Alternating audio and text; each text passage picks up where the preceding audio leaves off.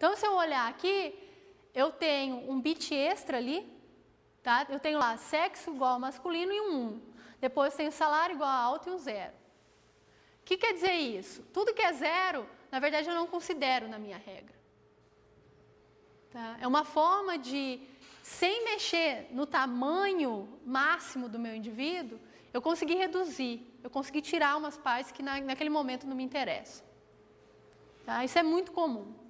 Então, isso é usando GA. Os dois jeitos mais simples, baixo nível, que é binário, alto nível, que é usando, então, esse esquema atributo, operador, valor. Tá? Já se eu mudar para programação genética, o negócio muda um pouco de figura. Tá? Eu consigo representar regras também.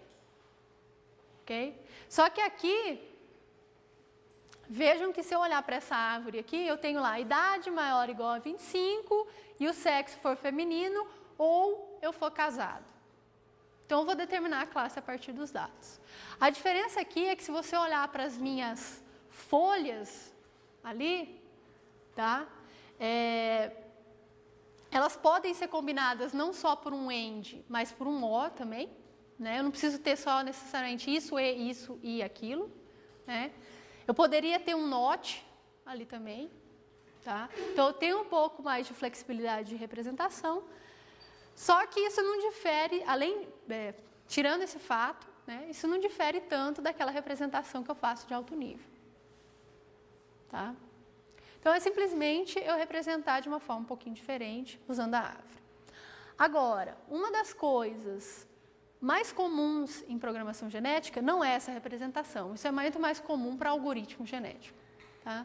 Para programação genética, o que eu vejo muito mais é esse tipo de representação aqui. Nesse tipo de representação, eu tenho uma função matemática, onde essa função matemática é que vai ser utilizada para atribuir, para definir a classe. O que quer dizer isso? Por exemplo, eu tenho uma base de dados onde eu quero saber se um objeto ele é pesado ou leve de acordo com o tamanho, largura, espessura da madeira, bababá. Tá?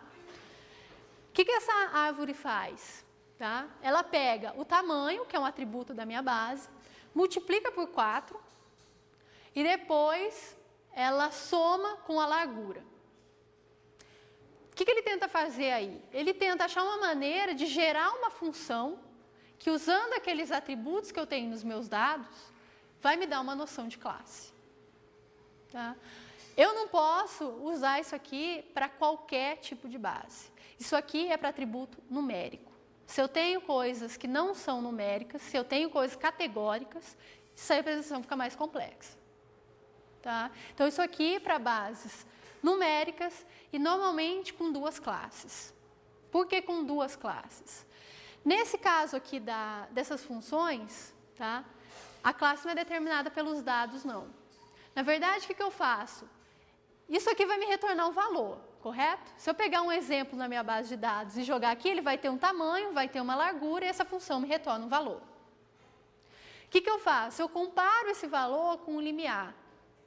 Sempre que o valor estiver acima do limiar, ele pertence a uma classe. Abaixo do limiar, ele pertence a outra. Eu posso estimar esse limiar usando meus dados de treinamento. Isso é bem comum.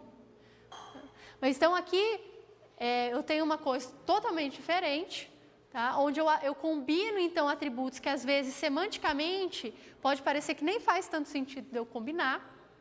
Tá? Mas você vê, se você plota essa função, ela faz sentido, ela consegue acertar muita coisa. Tá? Então, essa, em programação genética, é uma das representações mais utilizadas. Dadas as restrições de que eu só tenho atributo numérico e duas classes. Eu posso fazer isso para mais classes, determinando mais de um limiar. Mas aí eu começo a colocar parâmetro demais no meu... Eu vou falar sobre esse último tipo de representação aqui, que essas anteriores que eu falei, elas são mais genéricas. Independente do problema que eu estou resolvendo, eu posso usar qualquer uma dessas representações. Mas eu tenho que saber ser flexível também e reconhecer que para certos problemas eu tenho outras representações que podem ser mais simples ainda. Tá? Esse caso aqui é uma representação que até não é tão antiga, tá? Ela deve ter uns 3, 4 anos. e que é uma coisa super simples, mas que ninguém tinha pensado antes, tá? Que é para fazer classificação de documentos. Tá?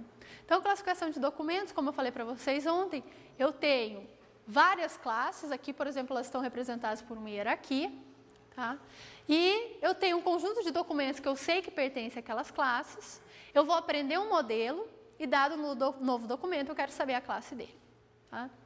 Só que documentos são casos muito particulares, né? Porque até como a gente comentou um pouquinho ontem, eles têm muitos termos. Tá? E às vezes eu posso ter um documento, 2 documentos com nenhuma palavra em comum. E em documentos, o que eu uso para descrever o documento são os termos, são as palavras que aparecem, não tem outro jeito. Claro, posso usar autor e outro tipo de informação, mas documento web, o que eu uso são os termos, as palavras. Tá? Então, o que acontece? Normalmente, o que é importante para mim é saber se o termo está presente ou ele não está presente naquele documento para saber se a classe é X ou é Y. Né? Então, por exemplo, pode dizer que se a palavra crime está presente, então a chance daquele documento pertencer a uma classe, a página policial do jornal é maior do que pertencer à cultura. Tá? Então, foi proposta uma representação aqui, que é a mais simples possível. O que eles fazem? Ele considera um indivíduo como sendo um string binário, tá? Então, posso olhar isso como um algoritmo genético. Mas como é que ele faz de diferente? Tá? Ele fala que essa primeira parte aqui são termos que têm que estar presentes no documento. E a segunda parte são termos que têm que estar ausentes no documento. Aí o que ele faz? Ele faz uma seleção desses termos, dos termos mais relevantes, né? E ele divide, então, ali, por exemplo, você vê que eu tenho 5 bits, onde eu vou representar termos que têm que estar presentes no meu dado, e 5 bits, que são termos que devem estar ausentes. Tá? Isso aqui ele é espelhado. O primeiro aqui, se ele não está aqui, ele só pode estar lá. Essa foi uma ótima explicação. A explicação melhor é, se ele está aqui, ele não pode estar lá. Porque se ele está presente, não tem como ele estar ausente. Né? Então, o primeiro é o atributo 1 e o do lado de lá também é o atributo 1. O de cá é o atributo 2 e o de lá também é o atributo 2. Tá? Então, ele cria uma representação binária, mas que não olha só presença, olha também ausência. Tá? Aí, o que ele faz? Como é que ele classifica um exemplo novo? Como é que ele sabe se o modelo é bom? O que ele faz é, ele vê se ele tem pelo menos um positivo, tá? E não tem nenhum negativo. Então, ele tem um ou na primeira parte e um and na segunda parte. Então, é uma forma diferente de olhar para isso aí. Tá? E aí ele tem outras variações dessa representação que fala assim, você tem que ter pelo menos 2 presentes e 3 ausentes. Pelo menos 4 ausentes e 10 presentes. Tá? Então, é uma forma super simples de lidar com um problema, tá? Onde não é só a presença que interessa. A ausência também é tão importante quanto a presença. Então, continuando nessa parte de GA e GP para induzir modelos de classificação. Então, eu mostrei para vocês alguns tipos de representação, né? Mas se a gente olhar, para essa figura aqui, né? Então, eu sei agora como representar, eu sei como calcular a fitness, né? O que mais que era importante lá no... A gente falou que tinham 3 coisas que definiam um algoritmo genético para uma aplicação. A primeira é a representação, a segunda era a avaliação, qual que era a terceira? Os operadores, tá? Então, se eu olhar para esse fluxograma aqui, eu já tenho uma representação, eu já tenho uma fitness, qual que é a fitness? É a mesma que eu mostrei naquele primeiro algoritmo de seleção para vocês. É qualquer coisa que seja capaz de avaliar um classificador. Taxa de acerto, precisão, revocação, qualquer coisa. Tá? As métricas, elas são sempre as mesmas, elas não vão mudar, porque a tarefa é a mesma. Tá? Então, eu quero classificar. Tem 2 coisas que eu posso mudar em relação àquele algoritmo básico. A primeira é a inicialização da população. quase nunca ela é aleatória. Tá? Por que ela quase nunca é aleatória? Porque não faz nenhum sentido eu gerar uma regra que diga que se uma pessoa tem mais de 100 anos, então ela gosta de jogar, se não existe ninguém na minha base com mais de 100 anos. Eu tenho que criar um conjunto de regras que seja condizente com a minha base. Tá? Então, normalmente, o que a gente faz? Ao invés de eu criar uma coisa aleatória, eu gero um indivíduo a partir do meu conjunto de dados de treinamento. O que quer dizer isso? Eu posso, por exemplo, sortear um atributo e ver qual que é a frequência maior de valores que existe lá e dar esse valor para o atributo. Tá? Então, essa criação de indivíduos, ela está sempre atrelada ao meu conjunto de treinamento. O que aconteceria se eu colocasse coisas aleatórias que não existem na base? Nada. Eles iam morrer com o tempo, esses indivíduos. Só que eu estou gastando tempo computacional que eu não preciso, tá? E memória que eu não preciso. Então, para mim, é muito melhor fazer uma inicialização que garante que eu estou cobrindo alguém no espaço de dados que eu tenho, na minha amostra. Tá? Então, essa é a primeira coisa que a gente faz sempre que trabalha com classificação, para não desperdiçar nem tempo, recurso, né? Memória, tempo, tanto faz. Tá? Então, a gente sempre começa desse jeito. Além disso, aqui eu tenho operadores genéticos que são diferentes de crossover e mutação, que têm relação com a aplicação que eu estou resolvendo. Tá? No caso de regras, eu tenho dois operadores diferentes, que é o que eu chamo de operador de especialização e de generalização. Tá? Então, eu tenho uma regra. Se essa regra tem poucos exemplos na minha base de dados que tem aqueles valores de atributos que a regra me dá, às vezes, se eu tirar um valor ou se eu aumentar a faixa de um valor, eu estou tornando essa regra mais geral e, com isso, eu posso estar acertando mais gente dentro da base. Tá? Então, a minha primeira operação é especializar. Então, eu vou pegar aquela mesma regra que eu tinha anteriormente, que era sexo masculino, salário alto, e a minha idade lá era 18. Tá? Eu acho que eu falei uma coisa errada. Espera aí. Olha só, eu dei uma definição de generalizar e falei especializar. Tá? Deixa eu voltar aqui, vai para trás de novo. Então, olha só, especializar, eu tenho uma coisa que é geral e erra muito a classe. Tá? Então, o que eu faço? Eu diminuo o intervalo ou eu coloco outra condição na regra para ela pegar menos gente da base. Isso é especializar. Generalizar é o contrário. Né? Eu estou cobrindo pouca gente, tem pouca gente na minha base que tem aqueles valores de atributos, e eu quero que pegue mais gente. Então, eu vou tirar um atributo daqueles, e isso já me ajuda. Então, aqui isso dá para ver claramente, né? Se eu estiver ali na especialização, eu tenho sexo masculino, salário alto, a minha idade era 18. Ao invés de 18, como estava cobrindo muita gente, eu jogo para 40 agora. Então, antes eu estava cobrindo de 18 até a maior idade que eu tenho, agora é de 40 até a maior idade. Então, eu excluí um monte de gente dali. Isso é especializar. Ou, no caso de baixo, eu coloquei um atributo a mais, que é se ele está fazendo graduação, se ele é graduado. Tá? No caso da generalização, a forma mais simples de eu fazer isso é simplesmente remover uma condição da regra. Né? Então, se eu tinha ali sexo masculino e idade maior que 18, aquele meu último, aquele do meio ali, que era o salário alto, eu tirei. Então, agora a pessoa não tem mais que ter salário alto para cair dentro dessa regra. Tá? Então, essas duas operações, elas são muito úteis, tá? Para eu conseguir achar regras de forma mais rápida e interessante. Então, o que quer dizer? Que naquele algoritmo genético eu posso fazer cruzamento, posso fazer mutação, posso fazer generalização e posso fazer especialização.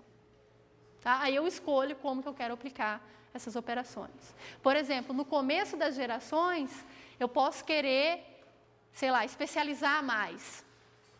E depois que passa o tempo, eu quero generalizar mais, ou vice-versa, dependendo de como eu inicializei. Tá? Então, isso são coisas que são específicas de aplicação e que geram operadores. Então, a gente falou sobre todos esses tipos de representação e algumas diferenças em relação a operadores, né, para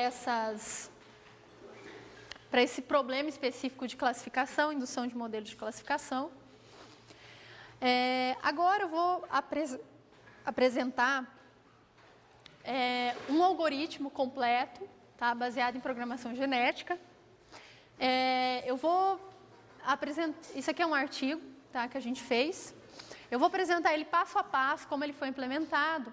E a ideia é justamente você ver que, apesar dele usar os conceitos simples, ele também sofistica bastante em outra parte. Tá? AGP, quer dizer Active Genetic Programming. Tá? Então, eu vou entrar nesse mérito do que é ativo, de programação genética, babá, vai ficando claro. Então, se você olhar todos esses algoritmos que eu apresentei até agora, eles fazem o que a gente chama de aprendizado supervisionado. O que é o aprendizado supervisionado? Eu vou fazer classificação e para todos os meus exemplos, eu tenho os valores para todos os atributos e o valor da classe. Tá? Então, isso, aprendizado supervisionado. Acontece que tem aplicações, principalmente hoje, quando a gente tem muito dado web, redes sociais, etc., que obter esses dados rotulados, que a gente chama, né, onde a classe está disponível, é muito difícil. Tá? Custa demais. Eu preciso de um usuário indo lá, olhando um por um, falando a classe é X, a classe é Y, a classe é X, a classe é Y. Tá? Alguns exemplos aqui, análise de sentimentos, deduplicação de dados, que é o que eu vou falar, então eu vou explicar isso com mais detalhes depois. Tá? Então, qual que é a ideia desse algoritmo que eu vou apresentar agora? Tá? Ele trabalha com uma abordagem alternativa ao aprendizado supervisionado, que é o que a gente chama de aprendizado semi-supervisionado. Tá? Como é que isso funciona? Então, no aprendizado supervisionado, eu conheço as classes de todos os meus exemplos. No semi-supervisionado, eu conheço a classe de uma pequena quantidade dos meus exemplos. Tá? E a grande maioria dos meus dados não tem classe. Eu tenho valor para os atributos, mas eu não tenho valor para a classe. Tá? Então, ela combina dados desses dois tipos, e uma das maneiras de fazer isso é usando o que a gente chama aprendizado ativo. Então, o aprendizado ativo é uma das abordagens que eu posso usar para fazer aprendizado semi-supervisionado. Tá? Então, só para fazer um paralelo entre quais são as diferenças do aprendizado supervisionado, que aqui eu também vou chamar de passivo, tá? E o ativo. Então, o que eu tenho ali? Eu tenho vários dados, né, que eu coleto de N maneiras, pode ser pela web, pode ser experimento de bioinformática, pode ser o que for. Aí eu tenho um especialista que vai lá e dá o rótulo para esse dado, né, a classe desse dado. E aí, depois que ele dá todas as classes, ele passa aqui para um algoritmo. O algoritmo já conhece todas as classes reais, ele gera um modelo em cima disso. Então, aqui o que acontece? Por que eu falo que o classificador é passivo? Porque ele recebe os dados prontinhos e aprende. É isso que ele tem que fazer. Tá? O que acontece no ativo? Tá? No ativo, eu tenho aqueles mesmos dados gerados, tá? Só que aqui, ao invés de eu pedir para o cara rotular, eu passo primeiro para o meu algoritmo de aprendizado. E é ele que vai decidir quem que é mais importante ser rotulado primeiro. Então, se eu tenho 1 milhão de dados, ao invés de eu ir lá e rotular 1 milhão, ele vai escolher 10 entre esses 1 milhão, e eu vou lá e vou colocar a classe desse dado. Tá? Então, por que ele é ativo? Ele é ativo no sentido, ele vai escolher o que é melhor para ele, em termos de ganhar informação para aprender, vai me devolver isso, eu vou rotular e vou devolver para ele. Tá? Então, ele tem esse conjunto de dados rotulados e não rotulados, e dentre os não rotulados, ele vai escolher alguns que, na opinião dele, trazem mais informação, aí eu vou lá, vou rotular e vou devolver. E aí, isso entra para um conjunto de dados supervisionados. Tá? Então, ele é ativo no sentido de ele escolhe os dados e ele me passa os dados. Claro? Tá, mas aí a pergunta é, tudo bem, então eu vou fazer aprendizado ativo, né? Mas como que eu escolho? Tá? Na verdade, aprendizado ativo, inicialmente, ele era usado muito para amostragem de dados. Né? Ele perguntou antes, eu posso pegar uma amostra da minha amostra, quer dizer, meu conjunto de treinamento é uma amostra, mas se ela é uma amostra de 100 mil e eu só tenho poder computacional para processar 10 mil, qual desses 10 mil entre os 100 eu escolho? Tá? Então, pode ser uma amostragem aleatória? Pode. Mas tem jeito muito mais inteligente de eu fazer isso, que vai me trazer muito mais informação. Tá? Então, aprendizado ativo, ele é uma técnica de amostragem. Tá? Por exemplo, em programação genética, como eu vou mostrar para vocês, ele já foi muito utilizado para tentar reduzir tempo computacional para calcular fitness. Né? Reduzir o tamanho dos dados e aprender só com uma pequena porção. Então, o principal problema aqui é como é que eu escolho esses dados. Né? Eu tenho 1 milhão, eu quero 100 mil, o principal problema é quais eu seleciono. Tá? Então, o ativo é que vai fazer isso e tem 3 técnicas principais que são mais utilizadas. Tá? A primeira é escolher os exemplos que o classificador tem menos certeza da classificação. O que eu quero dizer com menos certeza? Toda vez que eu rodo um classificador, tá, ele me dá uma métrica, uma medida que diz o quão certo ele está daquela classe que ele preveu. Tá? Se eu tenho, por exemplo, um algoritmo baseado em regras, normalmente ele me dá uma confiança. O que é essa confiança? De todos os exemplos que eu classifiquei, eu errei X%. Tá? Então, esse X% ele tira do 100% e a confiança dele vai caindo. Se ele acerta todo mundo, ele tem confiança 100%. Tá? Se eu tenho um classificador probabilístico, eu tenho uma probabilidade do exemplo estar naquela classe. Tá? Então, isso é o que eu digo que é um jeito do classificador ver se ele tem certeza ou não do que ele está classificando. Então, uma forma é eu pegar todos os exemplos que têm menos confiança e dar para o usuário rotular. Tá? Outra é eu escolher os exemplos que causam maior redução no erro. Tem os exemplos que toda vez eu erro. Toda vez eu erro. Eu estou vendo que a confiança dele é muito baixa, eu vou lá e tem que ter uma métrica, uma medida que me diz o que eu posso fazer para reduzir erro.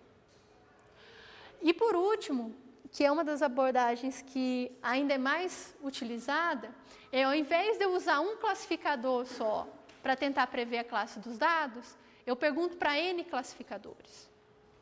Tá? Então, ao invés de eu levar em conta a confiança de um, eu levo a confiança de N, onde esses N podem ser do mesmo tipo, de tipos diferentes, aí eu que escolho. Tá? É uma forma de configurar o problema. Bom, então, o que eu vou mostrar para vocês aqui, dado esse pequeno background aí? Eu vou mostrar para vocês como a gente pode usar a programação genética junto com o aprendizado ativo, tá? Para fazer aprendizado semi-supervisionado, para criar modelos a partir de um pequeno conjunto de dados rotulados e um número enorme de dados não rotulados. Bom, então, como eu comentei, a gente já usou aprendizado ativo junto com programação genética, tá? Tem vários trabalhos, tá, que usam então o aprendizado ativo para diminuir a minha amostra e com isso ganhar tempo computacional na hora que eu vou rodar o algoritmo de programação genética. Tá? Normalmente, eu seleciono esses dados usando o histórico, quer dizer, se tem exemplos lá que o algoritmo genético sempre acerta, esses não me interessa rotular. Agora, e tem uma outra abordagem que é dinâmica, que ela combina outras abordagens, eu não vou entrar em detalhes, tá? Porque aqui eu vou falar muito de programação genética com aprendizado ativo para aprender a partir de poucos dados rotulados. O meu principal objetivo não vai ser reduzir tempo computacional, embora eu possa fazer isso. Meu principal objetivo aqui é reduzir esforço do usuário em ter que ler o dado e falar, a classe desse dado é essa.